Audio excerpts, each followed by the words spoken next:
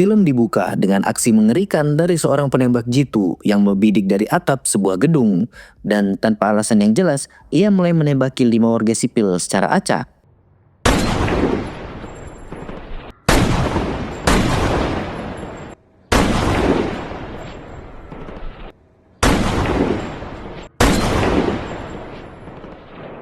Insiden tersebut langsung menarik perhatian kepolisian yang segera tiba di tempat kejadian perkara. Di sana, mereka menemukan satu selongsong peluru dan sebuah koin parkir yang digunakan oleh pelaku. Nah, dari koin itu, tim forensik berhasil mengidentifikasi sidik jari yang ada dan mengarah pada seseorang bernama James Barr, mantan penembak jitu di Angkatan Darat Amerika Serikat.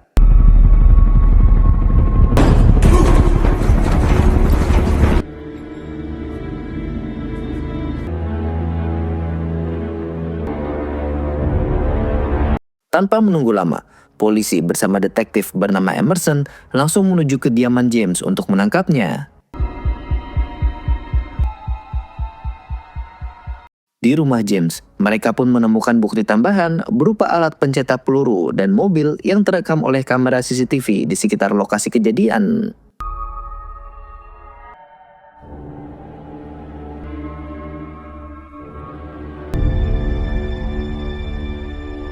Setelah itu, James pun dibawa ke kantor polisi untuk diinterogasi.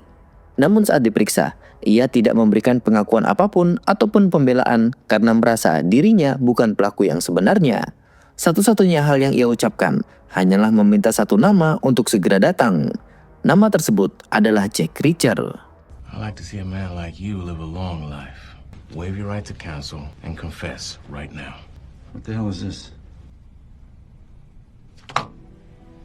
Nama itu kemudian dibahas oleh Emerson bersama seorang jaksa bernama Alex. Mereka ingin tahu siapa sebenarnya Jack Reacher yang dimaksud.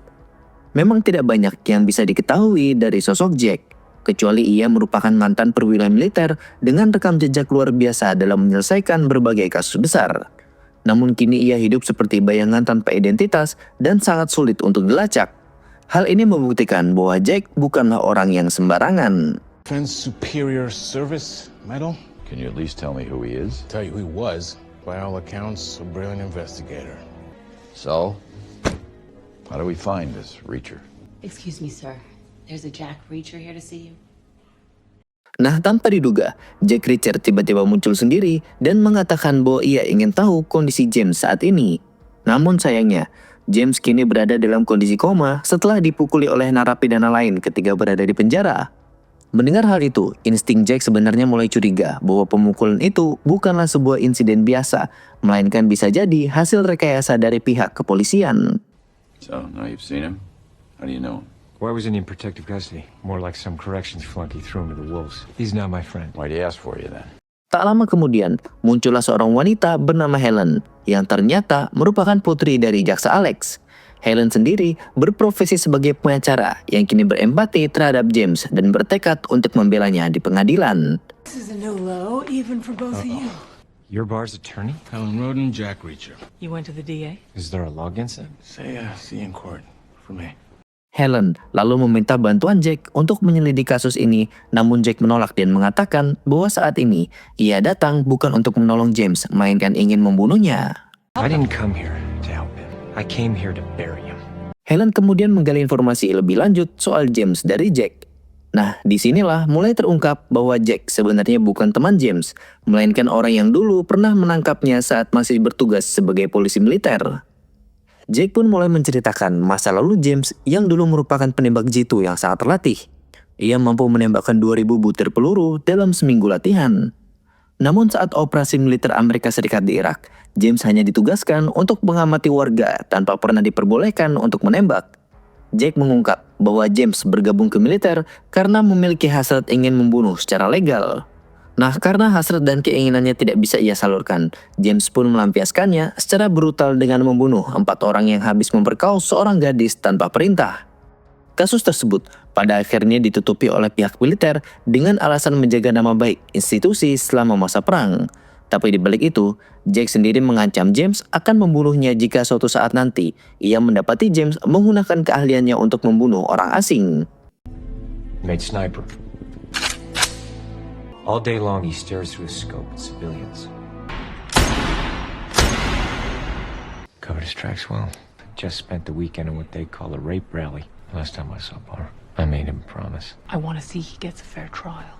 Selesai menjelaskan masa lalu James, Jack pun pada akhirnya bersedia untuk membantu Helen, namun dengan syarat ia ingin Helen untuk membantu menyelidiki para korban secara objektif tanpa prasangka apapun. You understand you're not just asking me to look at the evidence. Yes, that is what I'm asking. I'll do it. On one condition. You have to look at the victims. Objectively. Pada keesokan harinya, Helen pun mengunjungi keluarga korban satu persatu, sementara Jack pergi ke lokasi kejadian untuk menganalisa apa yang sebenarnya terjadi. Dari hasil pengamatannya, Jack menemukan beberapa kejanggalan yang mengarah pada kesimpulan bahwa pelaku penembakan kemungkinan besar bukanlah James Barr. Namun, tanpa Jack sadari, sebenarnya pergerakannya saat ini sedang diam-diam dipantau oleh seorang pria misterius.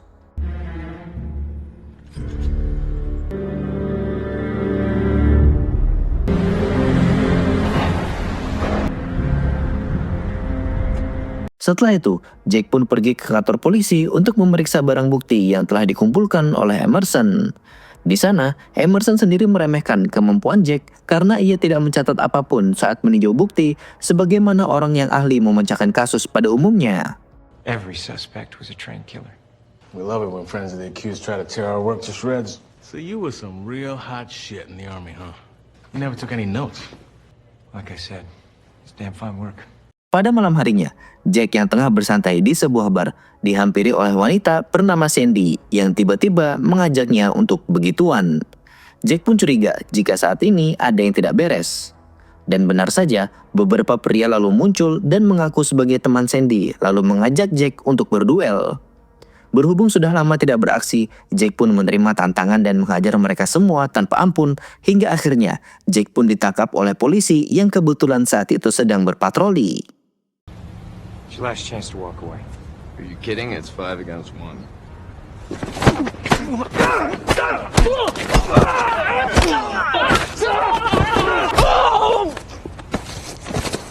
That's a pretty impressive response time, fellas. Who hired you? Di kantor polisi, Jack sendiri akhirnya dibebaskan oleh Helen yang datang bersama Emerson. Helen lalu membagikan informasi kepada Jack mengenai para korban dan mengungkap bahwa kelima orang itu dibunuh secara random tanpa motif apapun. Someone sent those boys to put me down. It's not a cop. PI then, or the DA's office. It went exactly the way I think you hoped it would. You okay? What'd you learn? Korban pertama adalah Chrissy, seorang pengasuh anak. Korban kedua adalah Nancy, istri dari manajer perusahaan lokal. Korban ketiga merupakan ibu rumah tangga yang bekerja sebagai petugas kebersihan. Korban keempat adalah Darren, pria yang dikenal sering bertengkar dengan istrinya. Dan yang kelima adalah Olin, direktur baru sebuah perusahaan konstruksi yang menggantikan mendiang suaminya. Nah, untuk Olin sendiri, kasusnya sedikit berbeda karena diketahui bahwa Olin pernah menerima surat penawaran untuk menjual perusahaannya, namun ia menolak karena ingin menghormati perjuangan suaminya. Informasi ini membuat Jack semakin yakin bahwa penembakan ini bukanlah acak, melainkan sudah dirancang secara sistematis. Olin sendiri merupakan target utama, sementara korban lainnya hanyalah sebuah pengalihan untuk membuat bingung penyidik dalam mendalami motif yang sebenarnya. 5 innocent people. Murdered at random, yes. My point is, the 2 of the victims weren't there strictly by chance. I need a list of all the places he hung out. I need some sleep. You too. Be back to pick me up at 7? Yeah, absolutely. Di sisi lain, pria bernama Oliver yang diam-diam membutuhkan Jack dari kemarin ternyata bekerja untuk pelaku penembakan asli yang diketahui bernama Charlie yang kalian lihat di awal film tadi. Charlie sendiri masih memiliki atasan lagi, yakni seorang bos besar bernama Zack, otak dari seluruh konspirasi yang terjadi saat ini. Zack sendiri merasa kecewa pada Oliver karena telah gagal menghabisi Jack dan justru memicu kecurigaan yang lebih dalam dari pihak luar. Dan akibat kesalahan tersebut, Oliver pun akhirnya dieksekusi. I made a mistake. You're absolutely right, so just tell me what I have to do. Jack Reacher sendiri saat ini sedang mencari petunjuk penting dari pelaku yang mengkeroyoknya di bar kemarin. Jake pun akhirnya menuju ke tempat toko Sandy bekerja untuk menemuinya dan menggali informasi lebih dalam.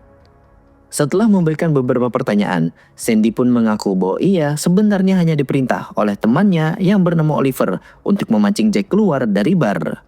Jake pun meminta Sandy untuk memberikan alamat di mana rumah Oliver. I didn't know that was gonna happen. The big guy, Jeb Oliver. His address. Write it down. Am I in trouble?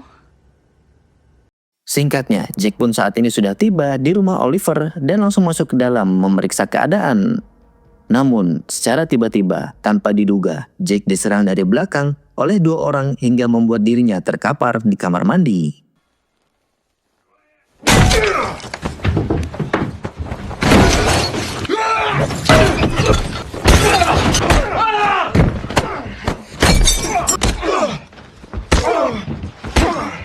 Setelah berhasil melumpuhkan 2 orang tersebut, Jake menanyai salah satu dari mereka tentang keberadaan Oliver. Orang itu menjawab jika Oliver sudah tewas dibunuh oleh Charlie. Don't move. When I move, pull the trigger. Where's Jeb? Last I saw him, we was all leaving jail. Do you ever want to see me again? No way. Pada malam harinya, Jake pun menemui Helen untuk membeberkan hasil penyelidikan. Menurut Jake, James Barr adalah seorang penembak jitu yang sangat terlatih sehingga mustahil ia melakukan penembakan dari posisi yang sembarangan.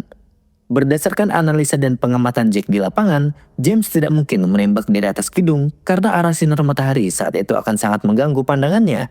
Seorang sniper ahli sekelas James pasti akan memilih menembak dari dalam mobil yang berada di atas jembatan dengan posisi yang membelakangi cahaya.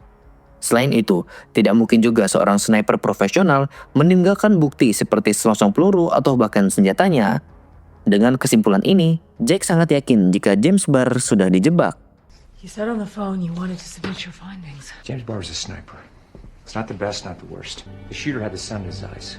Up there, he would never even have to get out of the van. It was such a great crime scene. Are you suggesting... James Barr is innocent. Lebih lanjut lagi, Jake juga menjelaskan bahwa dari kelima korban, target utamanya adalah Olin, seorang direktur perusahaan kontraktor yang sedang bersaing dengan perusahaan besar lainnya bernama Lavender. Alright, let's just say that Barr didn't do it. Conspiracy to kill 5 random people? 4 random people to hide one specific target. Someone needed Oline Archer's construction business, and Oline wouldn't let it go. This frame was custom made for Barr. Mendengar semua itu, Helen pun terkejut dengan ketajaman logika dari Jack Reacher. Namun ia juga tidak menyangka bahwa kasus yang ia tangani ternyata melibatkan sebuah konspirasi besar yang menyangkut para pejabat penting di balik layar. Kini, Jack harus mencari tahu siapa dalang sebenarnya dari aksi penembakan tersebut. Di sisi lain, Sandy yang tengah bersiap pergi ke karaoke bersama teman-temannya dihampiri oleh Charlie yang langsung membekap Sandy dan membuatnya tewas dan menaruh jasadnya di dekat apartemen Jack. Do it here.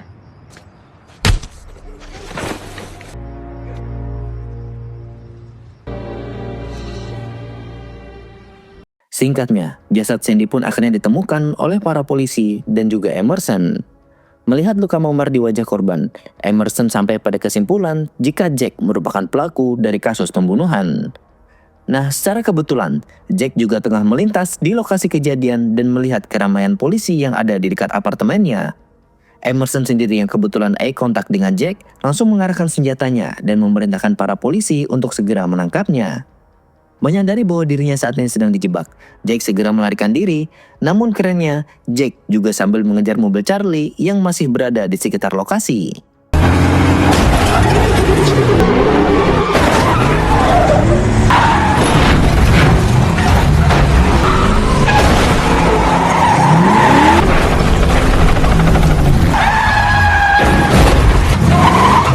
Karena jumlah polisi yang mengejar semakin banyak, Jack pun tidak lagi memperdulikan Charlie dan fokus menyelamatkan diri. Pada akhirnya, sebuah cara elegan disuguhkan oleh Jack saat ia kabur dari kejaran polisi.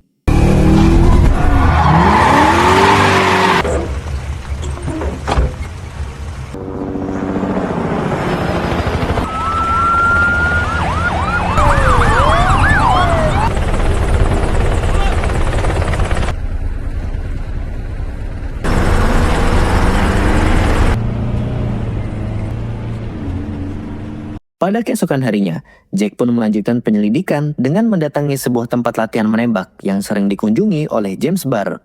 Ia menemui pemilik tempat yang bernama Martin dan menanyakan dengan siapa saja James biasa berlatih.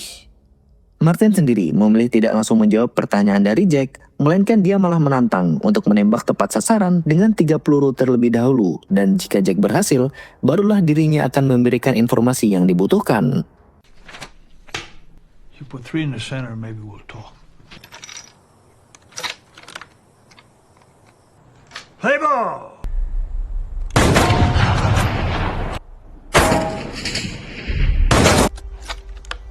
Now, I'll answer one question. Who's your best shooter? James Barr. Karena Jack berhasil menyelesaikan tantangan, Martin pun menepati janji dengan memberikan informasi dengan siapa James biasa berlatih. Dari rekaman CCTV, akhirnya diketahui jika James sering berlatih bersama Charlie yang merupakan teman tapi berkhianat dan menusuk dari belakang. Barr didn't come alone, did he? It's Barr. Son of a bitch. Sementara itu, Helen saat ini sedang menjelaskan semua temuannya kepada ayahnya, Alex Rodin.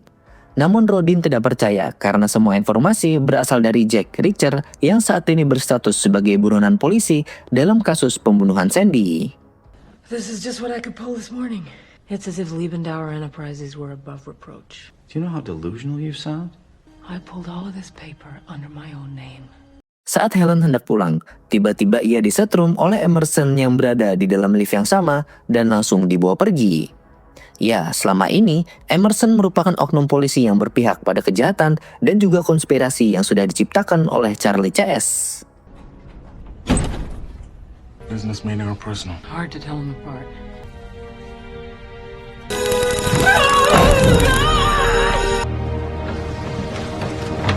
Di sisi lain, saat Jack menghubungi Helen, yang menjawab panggilannya justru Charlie.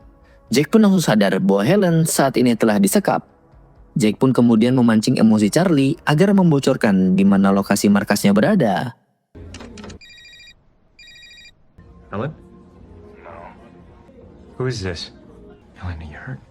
You killed that girl to put me in a frame. But I'd like to kill you. Singkat cerita, Jack pun saat ini sudah tiba di lokasi dan mulai memantau area sekitar. Charlie dan anak buahnya terlihat sudah berada di sana dan sudah bersenjata lengkap. Melihat banyaknya musuh, Jack pun meminta bantuan kepada Martin. Mereka akhirnya menyusun strategi di mana Jack akan masuk ke dalam markas, sementara Martin akan melindungi Jack dari kejauhan.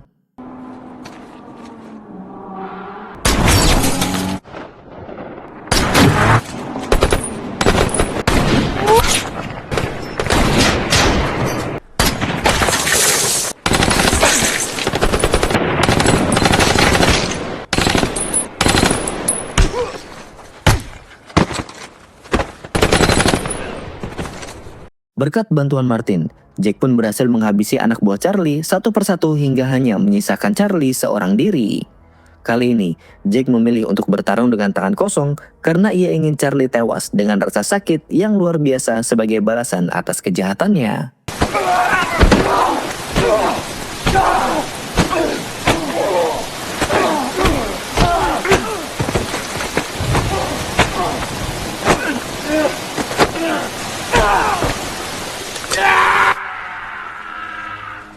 Sementara itu, di dalam, Emerson yang panik menjadikan Helen sebagai tameng. Namun bukan Jack namanya jika tidak bisa membunuh Emerson meskipun sudah menjadikan Helen sebagai tameng.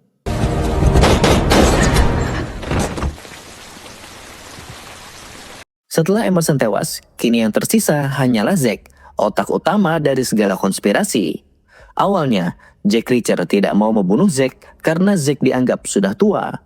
Namun karena Zack yang emosi dan mengeluarkan ide konspirasi apa yang akan ia buat setelah Jack pergi, maka Jack pun akhirnya menembaknya. An old man in the wrong place at the wrong time. Which one of us goes to prison? My bet? What's it look like? Beberapa hari kemudian, Helen pun menemui James Barr yang kini telah sadar dari koma, meskipun ia kehilangan sebagian ingatannya tentang kejadian terakhir. Di sini, Helen menunjukkan foto TKP dan bertanya bagaimana James akan melakukan penembakan jika ia merupakan pelaku sebenarnya. James pun menjawab bahwa ia akan menembak dari dalam mobil di atas jembatan dengan membelakangi matahari. Penjelasan ini sama persis dengan analisis Jack Reacher yang sebelumnya pernah dijelaskan. Helen pun memastikan bahwa ia akan membela James agar terbebas dari semua tuduhan. James menjawab bahwa Helen tidak perlu repot melindunginya karena jika memang benar ia pelaku kejahatan, maka seseorang bernama Jack Reacher yang akan membunuhnya. James, how well do you know this place? I would have parked up on the highway. I got a van. Wouldn't have to worry about my brass. That sound about right. I am gonna take care of you. You can't protect me. From what? There's this guy. He doesn't care about the law. He only cares about what's right. He made me a promise. If I ever got in trouble again, he'd be there. Dan film pun akhirnya tamat. Selesai sudah alur cerita film kali ini. Bagaimana menurut kalian? Seberapa barbar Tom Cruise saat membasmi para penjahat? Sampaikan pendapat kalian di kolom komentar.